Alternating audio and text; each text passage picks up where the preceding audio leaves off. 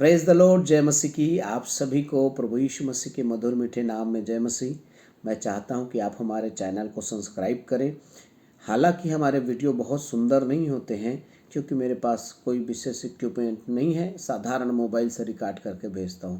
कृपया आप जरूर सुने और ये छोटे छोटे संदेश आपके विश्वास और मसीह के प्रति ज्ञान को और भी मजबूत करेगा। मैं आज एक संदेश लेकर आया हूं और वो है सामरी स्त्री और यीशु मसीह का। उस स्थान में जो घटना हुई है उस घटना के हिसाब से मैं आपसे पूछना चाहता हूं, आपको बताना चाहता हूं क्या सामरी स्त्री व्यभिचारी स्त्री थी या नहीं। क्योंकि बहुत सारे पासबान और विश्वासी और कलीसियाएं इस बात को स्वीकार करती हैं कि सामरी स्त्री जो है एक पापनी स्त्री थी, वो व्यभिचारी थी, वो 5 पति कर चुकी थी और 6वें पति के साथ रह रही है, तो वो हम पापी है और व्यभिचारी है। लेकिन मैं आज आपके बीच में ये बात को स्पष्ट करना चाहता हूँ कि सामरी स्त्री कोई व्यभिचारी स्त्री नहीं थी। सुनिएगा, आप सब जानते हैं इस घटना को, अगर नहीं जानते हैं तो यूहन्ना रचित सुसमाचार अध्याय 4 उसके 1 पद से लेकर 45 पद तक बारीकी से पढ़िए। एक बार नहीं, 2 बार 3 बार पढ़िए, उसके बाद आपको समझ में आएगा। तो मैं आपसे बात करूंगा, सामरी स्त्री व्यभिचारी नहीं थी। पहला कारण यहाँ पे जो लिखा है यूहन्ना 4:18 में कि तू 5 पति कर चुकी है और अभी जिसके पास है वह भी तेरा नहीं है। बस इसी वचन को लेकर लोग समझते हैं कि सामरी स्त्री व्यभिचारी स्त्री है।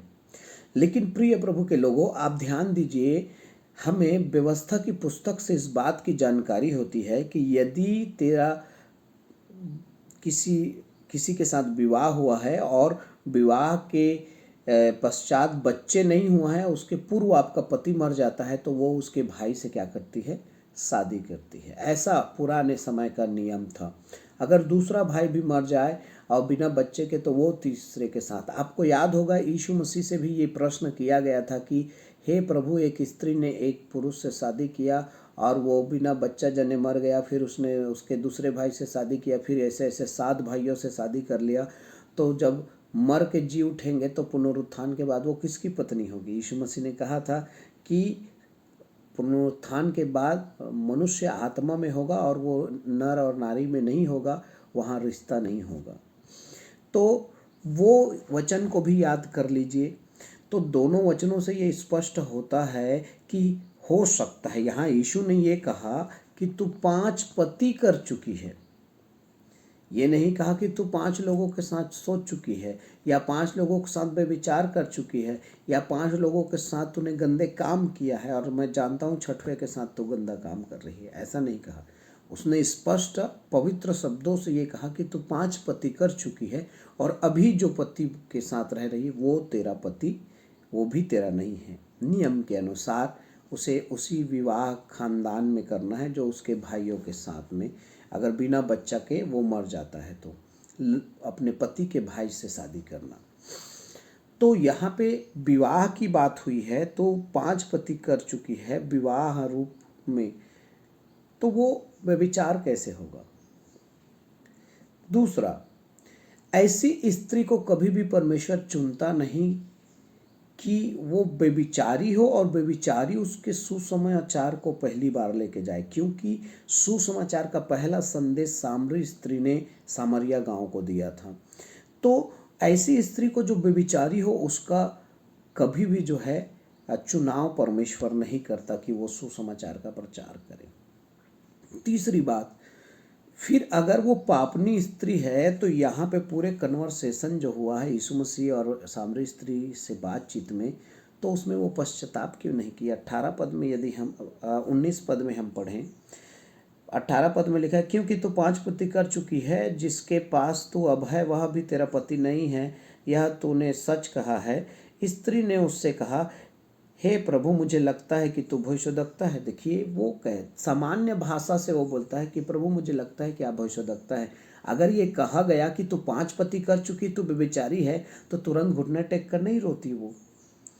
पश्चाताप नहीं करती कि यहाँ पे पश्चाताप हमें दिखाई नहीं दे रहा है। इससे पता चलता है कि ये लीगल रूप से उसने विवाह किया रहा होगा। चौथी बात, मसीह की इंतजार करने वाली स्त्री कैसे पापनी स्त्री हो सकती है। 25 पद में अभी हम पढ़ें तो यहाँ पे लिखा है, स्त्री ने उससे कहा, मैं जानती हूँ कि मसीह जो ख्रिस्त कहलाता है आने वाला है, जब वह आएगा तो हमें सब बातें बता देगा। देखिए, अगर ये पापनी स्त्री है तो व्यवस्था के वचन को कैसे जानती है। ये पापनी स्त्री है, सामरिया के लोग जो है पूर्ण रूप से यहोवा परमेश्वर से बहिष्कृत लोग हैं, यहूदी लोगों के द्वारा बहिष्कृत लोग हैं, तो वो कैसे विश्वास करती है ख्रिस्त और मसीह पर। अगर वो पापनी है तो वो जो है परमेश्वर पर विश्वास करने वाली थी, वो इंतजार करने वाली थी परमेश्वर के पुत्र ख्रिस्त की। तो ये चौथी बात कि वो पापनी नहीं हो सकती है।